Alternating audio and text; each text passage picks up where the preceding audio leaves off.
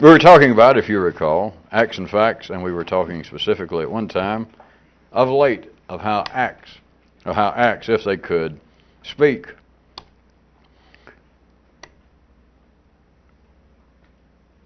would want to be absolute in the sense that they would see acts as being relatively absolute, and how acts, from another kind of view, if you recall, we brought one of the myths about the city that one time told its inhabitants that it could speak to them with accuracy or with enthusiasm, but not with both, etc. And the third part of the intro here, you recall last time we were also mentioning that if acts could speak, they would be accurate, and then if facts could speak, they would be enthusiastic. And so you'd have that covered insofar as the city, the secondary world, speaking to and through men. And on that basis, I want you to consider sort of where we stopped last time. The enthusiasm of facts. And in a sense, this is in lieu of their certainty and accuracy. But now this is one of those matters again, when I say in lieu of, it is not because of the lack of accuracy. Although we are already inferring here with this kind of rebellious, seditious, don't let me catch you doing it again, neural rebellion and mapping.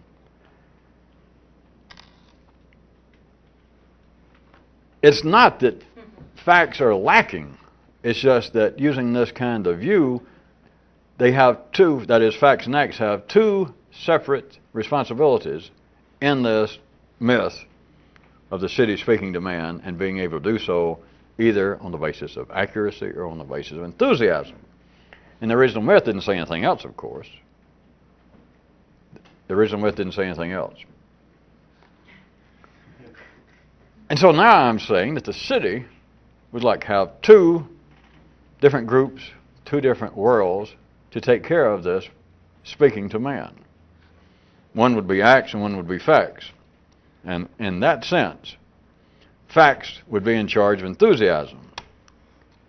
So that's when I say in lieu of their certainty, because they cannot be certain.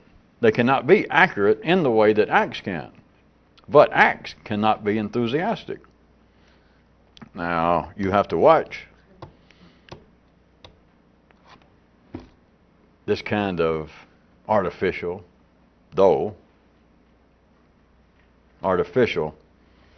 verbal kind of division, because you could say, an ordinary person could say, well, acts, in the sense you've been talking about for the last few nights. Oh, you've been listening? Yes. Acts could be enthusiastic, because I get enthusiastic when I see a nude person of an attractive sex, maybe the opposite one in most cases, or when I see real good food and I'm hungry. Boy, I can get enthusiastic. Not really. Not in the same sense that facts convey enthusiasm. Acts convey a kind of accuracy, a kind of certainty.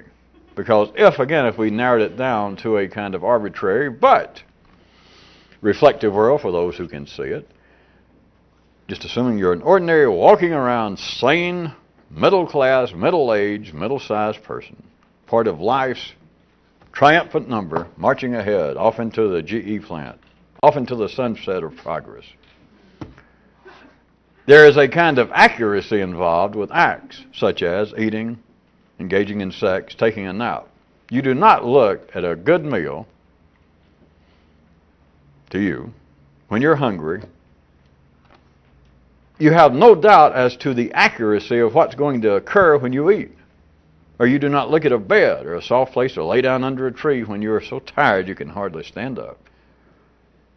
You can, in a sense, say, well, you'd be thankful to see the meal, to see the bed. But there is an accuracy involved. There is a certainty. Nobody doubts, well, God, I'm tired. Isn't that what you call it? Yeah, tired and sleepy. But what if I lay down and I sleep and I don't know, it's just not all they said it would be. Remember now, we're dividing it right now into, which is a profitable, from certain people, way to look at this, that there are two ways that life can speak to men and through men, with accuracy or with enthusiasm. Acts would be a literal, a moving, an action-based manifestation of speech that was accurate if Acts spoke. They would not mislead you. Hunger does not mislead you. Again, one more time, we're assuming you're sane. You're not somebody that's trying to get yourself in a textbook who goes around eating razor blades and saying, my, isn't that delicious? Acts do not mislead you in any way. Hunger does not mislead you. The sex drive does not mislead you. The desire for sleep, the desire to press on and live out your appointed days. It does not mislead you. And it does not have to engage in enthusiasm. Not that you might not enjoy eating. Not that you might not thoroughly enjoy having a bang, you know what I mean, doing the naughties. But do you understand it is not the same kind of enthusiasm that overtakes someone in a secondary area such as, come here, boy, to a passerby, do you believe in Jesus Christ as your personal Savior? Are you a Republican? There is not that kind of enthusiasm. There may be enjoyment, etc., but I want you to see. It is not that kind of enthusiasm that is the job of facts. Acts will not mislead you. Acts are certain. They are accurate in what they do. And just an ordinary person never has any occasion, any need whatsoever, to have even ever thought about it. You simply look at a meal, you look at a sex situation, you look at a place to lay down when you're tired, and it is accurate, it is not misleading, and it's not a basis of it being enthusiastic, because the meal, nobody has to come out if you're hungry. They do not have to bring on a brass band. They do not have to bring on dancing girls and say, come on, eat. You'll love it. And do some kind of cheer, F-O-O-D. The act in a non-tangible, in a non-audible sense, acts speak for themselves without words. They do not have to be enthusiastic. They do not have to advertise, which is another thing if you want to look at advertising. Also, always remember the secondary world grows from the primary. But notice, if it gets down to the basic, I know I mentioned this once, but you do not have to advertise primary acts. They advertise food, specific food, but notice there are no public service announcements saying, Americans, do your duty and eat some food today. Or, attention all humans, please be sure and engage in sex, probably and have at least 2.5 children. They don't have, and be sure and get some sleep. They have to get it to the factual level. You know you need sleep. Yes. Get a beauty bonker mattress. Or, when you're out driving around and you get hungry, which you know you will, stop at Burger Flugel and have a Flugel burger. They're real good. It has to be factual. They have to be enthusiastic factually. They have to be enthusiastic, which is a form of what all advertising is to try and create. They're speaking through enthusiasm, but it's never on the basis of acts. They do not have to put out any kind of public message. They do not have to come on and say, I'm the general manager of this station, and we like to take this opportunity once a day to put forth an editorial for the good of the community. I want to say, this station and our holding company behind us and all of our stockholders, we're in favor. We want everybody to eat some food, by God. You hear us, eat some food. Now come on. You know it'll be good for you. Enthusiasm, all forms of advertising has to be, but that's no way to look at it. All advertising is enthusiasm about secondary acts, specific food, specific things that might make you sexually attractive, but not on the basis of the acts. Acts are not enthusiastic. Acts do not have to convey enthusiasm.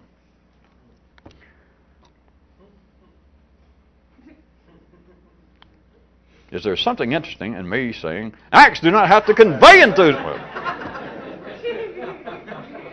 Wait a minute, I'll get accurate. I need my brain sight, though. Well, from here to you, some of you, it's 400 or 500 yards or more. So. Not that I don't have a good eye. Not that I don't have my sharpshooter medal, but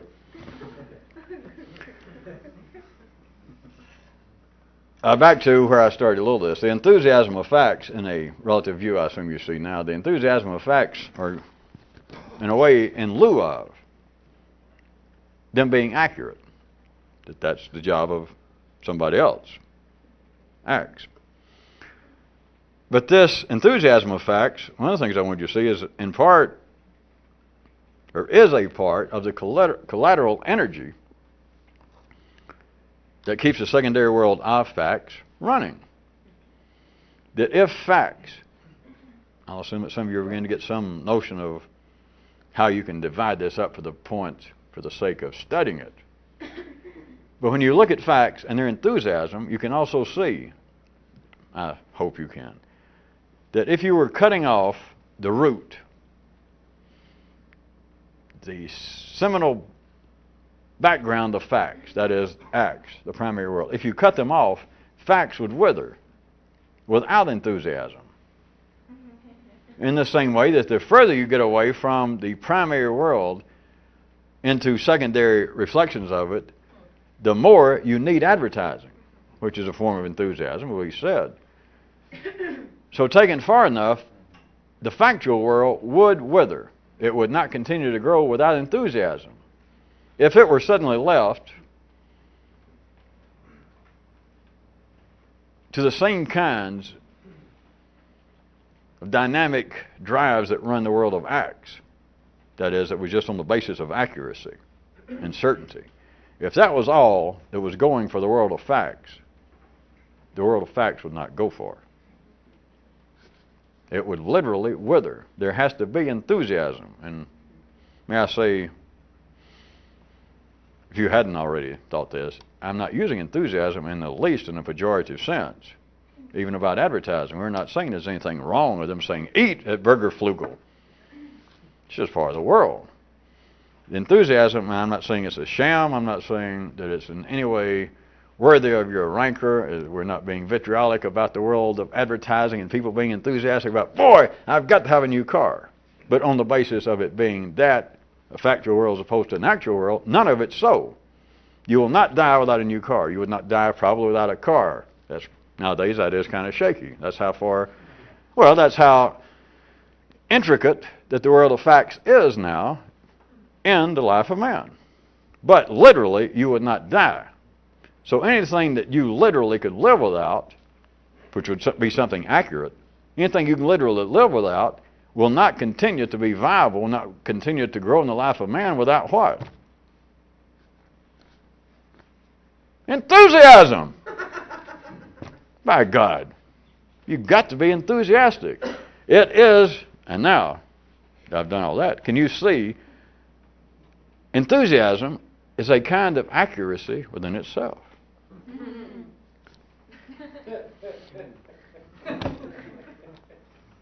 And for those of you dying to hear it, I'll say, and of course, that's not actually true. But notice, enthusiasm is to the world of facts the same thing as accuracy is to the world of acts. But if it was an ordinary intellect seeing this, it would say, nay, nay, which ordinary intellects say that a lot. Well, it would say, nay, nay, enthusiasm. And I'm speaking now for ordinary intellect. It would say, wait, just what you just said, you're talking about advertising. It's not accurate. Everybody knows it, even legally. In the Western world, there's a certain amount of leeway known as the great world of allowable puffery that nobody really believes. You're not supposed to. You cannot, if you never thought about it, you cannot, at least in the Western world and anywhere, you cannot go and suddenly try and sue the Lever brothers or the Lever sisters because some ad showed a guy that had dandruff and he washed his hair in X shampoo, and suddenly he walked out and said, women going, ugh. Women begin to flock over him. And so the guy goes and buys and uses it all, and then he wants to sue on the basis that didn't happen. That's already been established in the Western world. That, sir, don't be a dunderhead. There's a certain leeway, in advertising. All right? So that's not what we're talking about, though. So you can say, well, wait, enthusiasm, to take your example about advertising. It is not accurate. Nay, nay, nay. Of course, I stole that from ordinary mentation. I'll say it again. Enthusiasm is to facts as accuracy is to acts. Because in a sense, in an operative sense, enthusiasm is accurate in the world of facts. And here's the test. Did it work? No. That is the only radical, worthwhile way to look at it. Take whatever example, not just advertising, take what you might consider to be the most uncivil, the most retarded kind of act. What would be a good one? How about a good old-time, down-home preacher? One of these guys on TV. I don't guess they have tents anymore, do they? But you might look at some guy and he's screaming and hollering. Half the screaming and hollering is send me money. And he's screaming and hollering about who knows what. And let us say that you're just an ordinary person and that is somewhat out of the mainstream of where your neighborhood is in the western cities. And you might say, now wait a minute. That is just, God bless the poor people. I guess they need something. But that is just, how can you call that accurate? That is, it's almost obscene, the way they're misleading people and et cetera, et cetera. The question is, you have to look at what the circumstance, what seems to be the local reality there. And here it is, one guy, he's got this building, he can pay for TV time, and he's there preaching whatever it is. And it could be not only ministers, it could be how to get rich in real estate. Or some of them getting better now, I see them, it's just how to get rich. And the guy keeps talking about how rich he is, and the only thing you can ever figure out the way he got rich was telling people how to get rich. But he says, yes, you too could be like me. And you keep waiting, well, like what? Going into the nursery business or, working for yourself, digging freelance post hole digger. It turns out he does nothing except tell people how to get rich. That's his credentials. And there he is, and he looks rich. And it shows him flying in his helicopter to give the seminar. And you think, well, by God, the man is rich. But at any rate, you could look at it if you didn't want to take a shot at religion. I don't mean that in a pejorative sense either, but to take the example, you've got to look at what it purports to be. But if you had the guy there in his little building teaching how to get rich in real estate, or how to plug into cosmic forces, how to make God, make you rich, whatever it is, you look. And whatever the person is doing, or the institution, if it's apparently flying. If Oral and Orville Wright, was that him? I keep thinking, well, Roberts tried to fly. And I keep being confused with Wilbur's brother. So I guess figuratively speaking, will it fly? You look at it, if this guy's there and he's screaming, repent, give me all your money, and everybody in the building that you see on the show, they all rush down, or a large part of them, and they just give him his money. Here's the only thing, as you look, is this working? And no, you can't get into something, well, it's foolish. You don't know what foolish is. Foolish is life bleeding. Foolish would be life committing suicide. If it reaches the point that is a bloodletting operation and the growth of life, then they'll disappear. They do not need your criticism. They do not need you going, ha, and trying to find your inferiors. You remember that Kyroot about the guy going to look for his inferiors? I mean, come on, folks. Get a hobby to work up a sweat.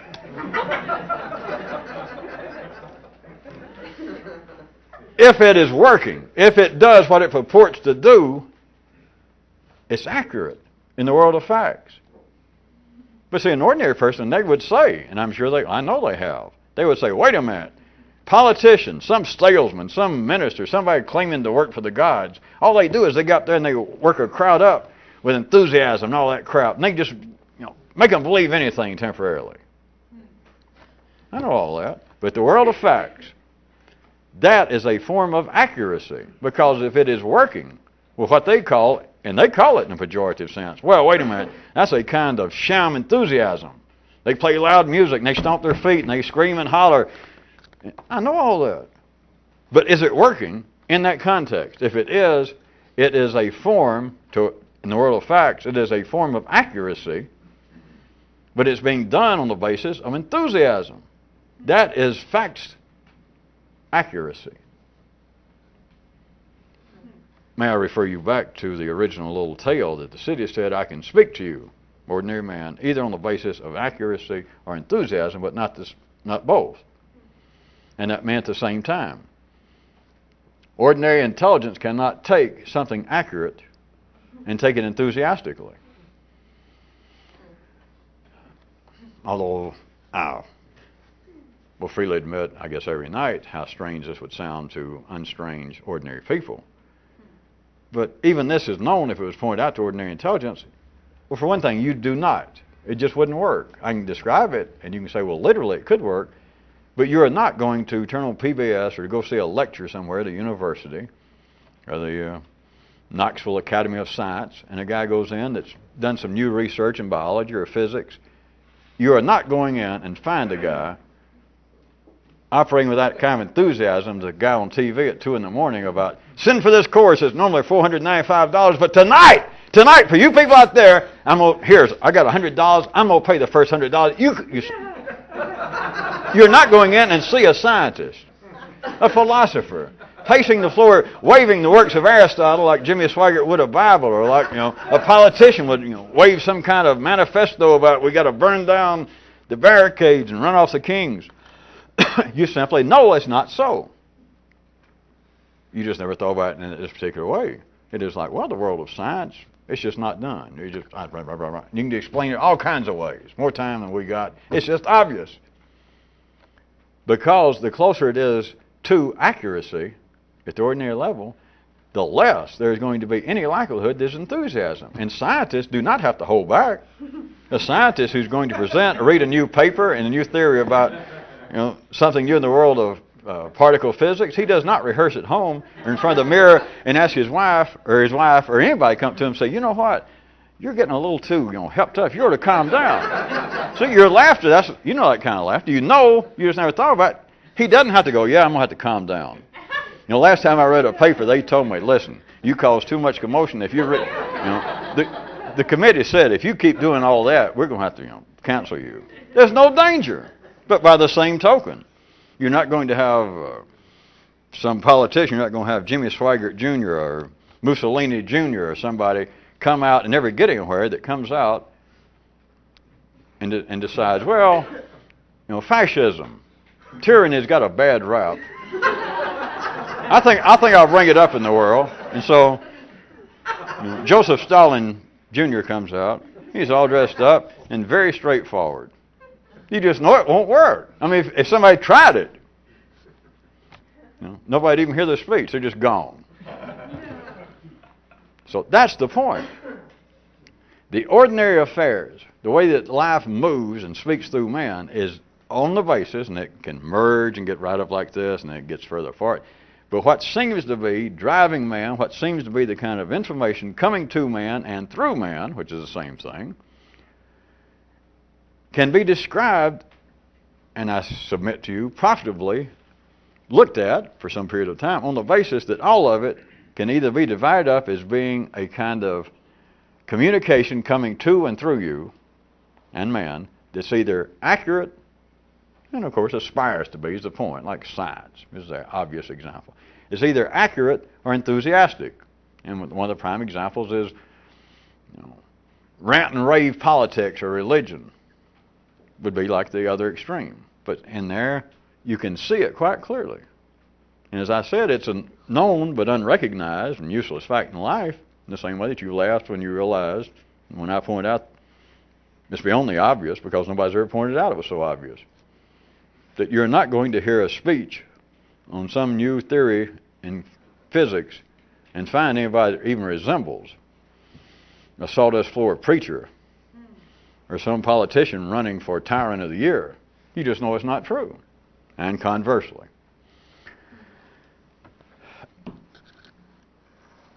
I would also point out, would you? Yes. I would also point out that this is why that plain old opinions, theories, and notions are much more exciting and interesting to the average person than dull old laws and certainties. Simply is.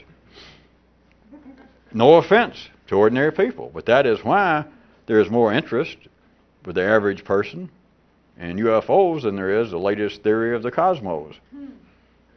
Yes, but they both have to do with outer space. True, but you, when you walk up to all those fine publications up next to the checkout counter at your local A&P, does it say anything like, do I have to go any further? Do you ever see headlines that has anything to do with it says, hold your breath, Professor so-and-so says there may be even a brand new subatomic particle that is so strange that he gets the willies. It's a long headline. Or it just says, new law of physics you need to know. Does it ever say? It says UFO sightings you better know about. Now, granted, I started to say extreme examples. Those are not extreme examples. Or else how do you explain the fact that all of you recognize them? Oh, yeah, sure. It's back to what let's stretch it away from the national star and anything that might strike you personally. Why be personal? It is what I started out saying. This is why, in the broadest sense, and it doesn't require that you read a tabloid, but in the broadest sense, that to ordinary people, to the middle class, the heartland, the heartthrob, the main dynamo and transformer of energy in life, in man, in those people, the greatest interest of everybody in that class is in their ideas, their opinions, their theories. That's exciting. That's enthusiastic. Compared to, a couple of guys sitting around having a beer or so, or two women meeting, having lunch. What do you want to talk about? You want to discuss mathematics? Oh, I don't know. Why don't we try a little... We haven't talked anything about British imperialism. We haven't. If it gets down to what would appear to be some area that is subject to being spoken by life in a manner accurate, who sits around and talks about that? On any level. Ordinary people.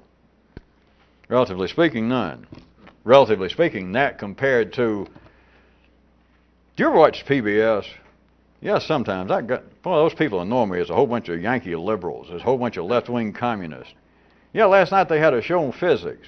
Yeah, sometimes I see that, and it's always stuff, what they're trying to do is prove that the Bible's incorrect. In other words, they can apparently start off talking somewhere or keep skating around the edge that they're about to talk about something that might be accurate. Maybe the one, I'm playing both parts, I assume you catch. And so one guy says, well, last night they brought on a guy. Let me tell you his theory about, he said that they are almost certain now about the date when the universe was created. They have been able to, it's something about the red shift when things are moving. Another guy goes, see, that's what I was telling you about. You don't need to find that out. Look in the damn Bible, it tells you. You don't need to hear all that stuff.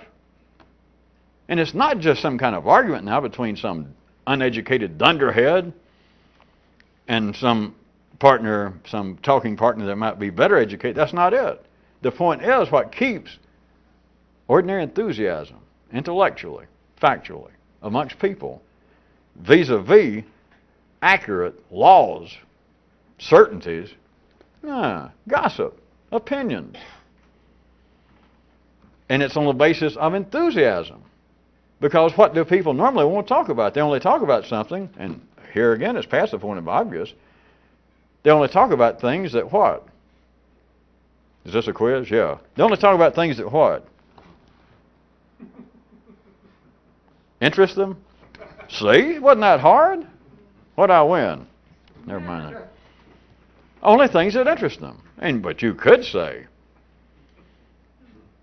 if you're striving to look like the kind of person that actually just has your TV set tuned to PBS and then you welded the knob some way, then you could say, well, no, sometimes I like to discuss intellectual matters. I have a friend who works at a one of the space agencies, and sometimes he comes up with new information. We like to talk about it. I'll bet. Dramatic sarcasm. You know what I mean. That he may have a friend, this guy that's just an ordinary fellow. And he may have a friend that works in the chemistry or the physics, the jet propulsion lab, that he might say, well, I like to get with him. We have a beers, we get over to each other's house and play a little poker, twice a month, and a lot of times we'll talk about that. And the truth is, he might say to Fred, how you doing? What's new over at the lab? Fred said, nothing. That's the extent of it. Because if Fred said, well, did you know there's some interesting new theories around the table? You wouldn't have to worry about, is the pot getting in over my head? There wouldn't be any pot. Because that is not what interests people. That is not what is needed at the secondary world of man. Now, may I refer you back? Can you see in a sense that enthusiasm is to facts what accuracy is to acts? And that's not a put down. It is not a come down. It is not a step down. Enthusiasm from an attempted, objective, clinical, sang-froid view, you could say, wait a minute. What you're calling the factual world is just real iffy. In fact, it's just based almost entirely upon people's opinions, half-baked ideas, just all kinds of cockamamie crap. Right. That's its accuracy. Because if it's not accurate, there's only one thing that will drive it. Enthusiasm. Don't you see I got to admit, it's a pretty subtle crack. Look that up in a British dictionary.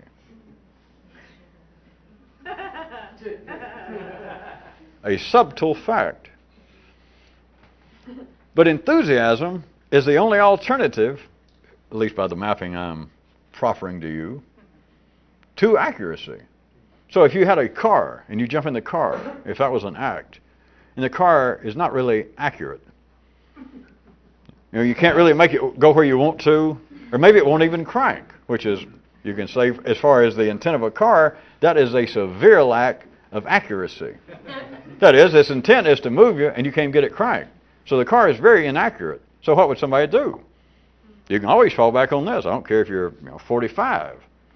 If you're a guy, you know how to do it. Sit behind the wheel and it won't crank. You suddenly go, hang your arm up there. You see? I started to say I was trying to be a little silly, but I don't guess I have to point out the obvious. Enthusiasm. What is part of childhood? Why do so many people, in a sense, look back so fondly on childhood? People 60 years old writing poetic odes. People even trying to base some kind of psychological or spiritual cult on we shall return and be as children. Why? For one thing, in childhood there was nothing but accuracy. Part of growing up is your family. Those who I understand sometimes refer to it as blood-sucking progenitors, or the progenitors are referred to them as the blood-sucking genetic offshoots and dependents. At any rate, part of growing up is what? Is for the genetic ranks that went before you is to try and get you to deal accurately. One of the first things as soon as you start talking, what do parents do, what do all grown-ups do is, wait a minute, now that you can talk, let me tell you the most important thing about talking. And the kid may say, not to lisp? No. Not to spit on you when I talk? No. It's to tell the truth. Always tell me the truth, which is what? Be accurate. And they begin to, in a sense, in this relative sense, they begin to wean the child from just running off enthusiasm to starting to run off accuracy. Just a kid comes in, he's bleeding, you're a little kid, and the mother says, what in the world happened? The kid goes, boy, there's this great big monster. Look, I got jumped off a tree. And the parent said, look, when you get hurt, I got to know what it is. Now, you're too old to start, keep telling me all them damn stories. Now, if you fell down, I need to know what it is. You might need to go to the hospital. Why are you bleeding? Why are you limping? Be accurate. Come on, grow up. Now, I don't mind you having fun, but come on, some things are serious. What it is now, if we've got to start replacing some of the enthusiasm with accuracy. Did you go to the bathroom before we left home? Now, more and more, we want you to be accurate. When I left the room, did you actually eat your green peas, or did you cram them up under the table again and stick them? moosh them all up and stick them. Because what they're saying is, and the kid, oh, no, you know I wouldn't do that. And they say, now you calm down, wait a minute. Because when you were younger, you used to do that. No. Hey, now calm down. Now you listen. Did you do that? And what they're doing right then is cut down on the enthusiasm here, because right here, enthusiasm is not appropriate. Accuracy is now what's called for. That's when you get older. Now you're no longer a kid and you're grown up, and that's when life, that's when this myth, that Kyroots that I brought, that's when it has only the validity of the city. Adult city life says, I can speak to you with enthusiasm or with accuracy, but not with both. So what happens? You become grown, and without you analyzing it in this way, you operate, if you're sane and ordinary, you operate on the proper basis of being accurate when you need to be and enthusiastic when you must be. In our day and time, enthusiasm more or less left outside the workplace. You're enthusiastic about your hobbies, you're enthusiastic about sports, you're enthusiastic about things that have no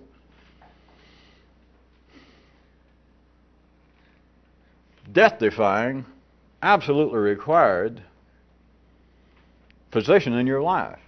They are not primary acts, whereas nowadays your job is close to a primary act, since you're not actually, most of you, you're not out actually having to hunt down berries and build yourself a little lean-to every night. So whatever your job is, your job may appear to be secondary and dealing in facts, but that is about as close as you get to an actual situation. And so outside the workplace for most people is then when you become enthusiastic. Because if you're an accountant, if you're an attorney, if you're an artist, chiropractor, I shouldn't say artist. The last time I was always picking on, if you recall, I usually seem to pick out doctors and lawyers and et cetera. And last time I threw in artists, and some of you kind of squealed like, well, you hadn't forgotten us. But I shouldn't have thrown it in here. The point is, your job could very well seem to be even based upon facts. That is, like an accountant, let's say, or in the world of academia.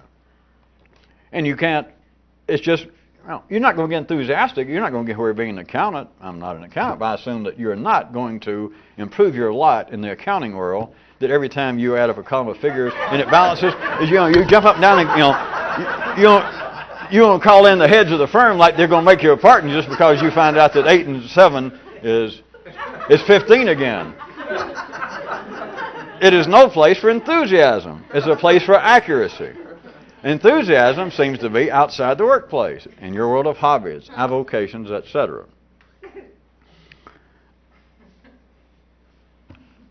Insofar, if you recall also the way we took this, that the city said, I can speak to you with accuracy or with enthusiasm, but not with both.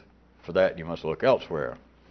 Well, at least in a few minutes, I was going to point out that it would be, as far as this elsewhere, it would have to be new, fresh, rebellious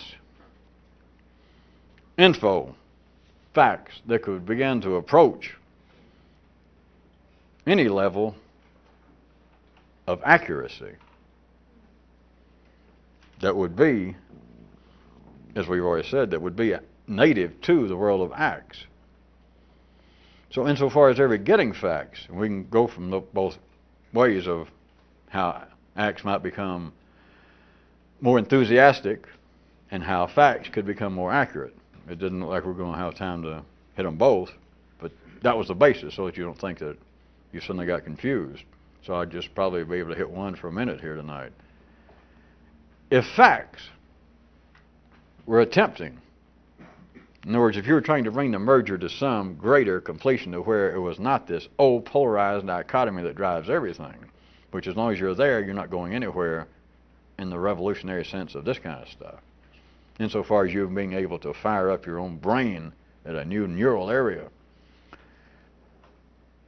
no matter what it is, whether we're talking about acts and facts, whether we're talking about enthusiasm versus accuracy, or whether we're talking about vanilla and chocolate. Whatever it is, if you're stuck with that, if you stay there, you stay there. So to start off with it, if facts in some way we're going to aspire to be not as isolated as we're mapping it, not incorrectly now, of them being driven by enthusiasm So that they need to be, just for the sake of us sneaking up on this verbally, that they would need to be less isolated, less, relatively speaking, dependent solely on enthusiasm, and acts being dependent upon accuracy and being in charge of accuracy. If facts in any way were going to become more accurate, what would be required? For them to even approach any kind of accuracy, they would have to be new. And by now you know I don't mean some new fact that you're going out and get at a lecture or some new fact you're going to get out of a book. It has to be truly individual, rebellious, radical, fresh, non-polarized information. Facts. The kind of stuff that, may we infer, might linger around this kind of activity, not just activity externally like me or us taping this, but in those kinds of nervous systems in life that are attracted to this. If facts, as we're describing them now, are going to ever get anywhere away from their absolute polarized dependence on enthusiasm to carry them, then it has got to be facts of an entirely different nature. It cannot be facts that in some way spring from, that continue to grow out of past facts, which is the basis, the expansion of ordinary information, as everybody knows, standing on the shoulders of giants. We only can see the future, we can only see further than those who've gone before us, thanks to those who've gone before us, standing on their graves, on the shoulders of giants. Trying to forget, of course, that one guy that Kyroots pointed out a while back that said he'd decided that the intellectual march of progress, as far as he could see, I think it was an old sorehead, said that he decided, what he thought about was we're all standing on the shoulders of intellectual pygmies. But the man was a sorehead. Kyroots even admitted that. If it is information that is tied to, that is facts that are tied to other facts, facts that grow out of revisions, plagiarisms, critiques of any other fact, the only way it can be done, the only way that seems to be new at all, at the ordinary sense, is it has to be enthusiastic. You're not getting any kind of new accuracy. What do critics deal with? What does anybody that comes up and says, well, we have had enough of impressionistic art. It's not that it was bad, but by God, enough's enough. It is now the time for something else. We've had enough of some political opinion, some political idea. In the world of facts, as it grows by the basis of enthusiasm. The critique of a past area of facts, a reconstruction of it, a deconstruction of it nowadays, a deconstruction of it and then post-deconstruction, which I guess is reconstruction. It has to keep going like that. But it does not become more accurate. They say it does, but by now you've got to see better than that. The improvement of neoclassical architecture over classical architecture. Forget taste. It is not more accurate. It is not now better. Forget taste. Forget, well, I like it better. You may, but that's just a fact. It doesn't get better, and it doesn't get more accurate. The architecture is not more accurate. Painting is not more accurate. Philosophy is not more accurate when it seems to have grown. Well, at one time, such and such religion, such and such political party believes so-and-so. And you might hear that and go, whoa, boy, is that outdated? And they go, exactly. But now we're in the age of the Reformed party, the Reformed such and such religion. And you go, well, that's an improvement. If you're wired into the expansion of life, to you it may be an improvement, and it may be an improvement at the ordinary level. But you've got to be a fool. That is, you've got to be ordinary to go, well, it's now more accurate. It's not more accurate. It didn't grow by accuracy. Critics do not say, well, wait a minute, this is faulty. I know they say that. But they don't say it's faulty and I'm going to straighten it out. I know they say that, but they don't. That's not what it's about. And critics, analysts of some factual area do not get anywhere. It's not part of life's mainstream if they simply factually say, wait a minute, this has serious flaws. It has to be, wait a minute! Oh, hey, we've had enough of this, hadn't we? And a bunch of people, yeah, we're sick of it. Wait a minute! See you next time, if there is a next time. Yeah, there'll be a next time. Well, I should be accurate. And, all right, hey, there may be a next time.